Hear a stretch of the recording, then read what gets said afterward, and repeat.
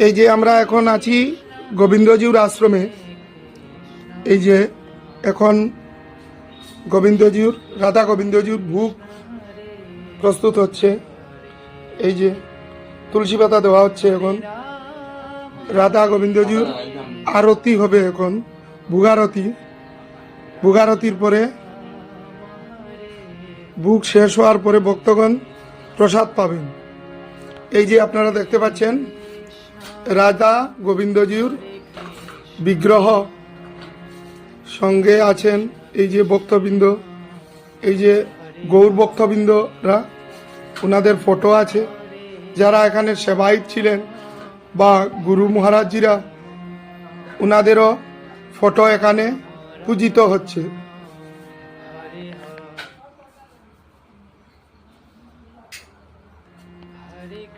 এই যে এখানে আছেন বাবা, একটু দেখি।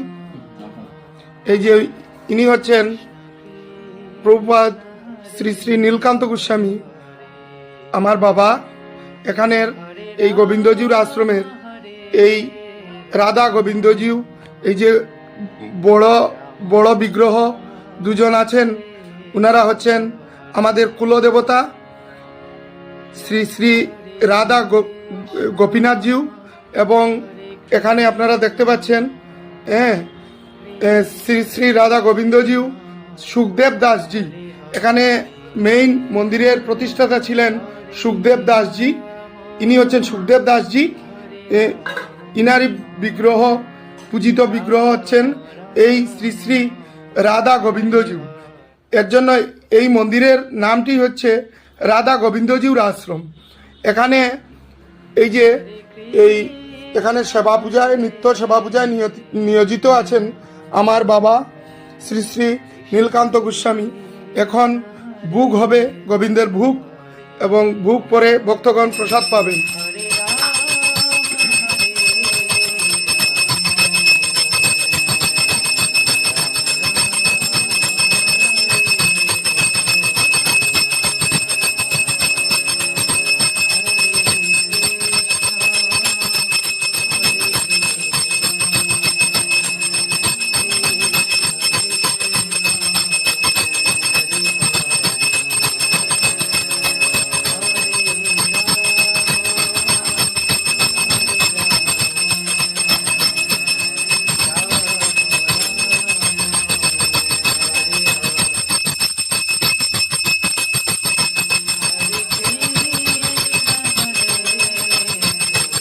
এখানে দেখতে পাচ্ছেন আপনারা ভোগের যে আরতি, ভোগের যে আচমন, সেটা হচ্ছে এখানে নিত্য সেবা হয়।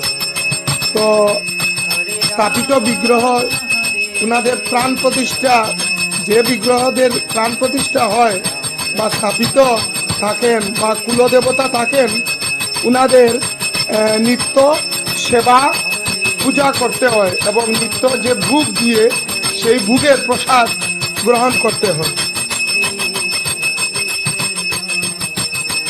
তো আমরা